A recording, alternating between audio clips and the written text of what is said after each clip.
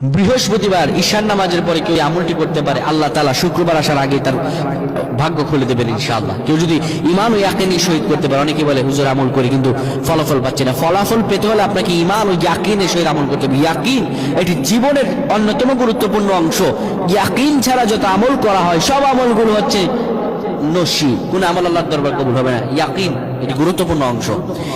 বৃহস্পতিবার রজনীতে, যেটাকে বলা হয় শুক্রবারের রজনী, আপনি যদি অজু করে নেন, অজু করে যদি আপনি পবিত্র হয়ে ঘরের বিছানায় শুয়ে যাবেন, রাসূলুল্লাহ বৃহস্পতিবার কিংবা প্রত্যেক দিন ঈশান নামাজের পরে ঘুমিয়ে যেতেন।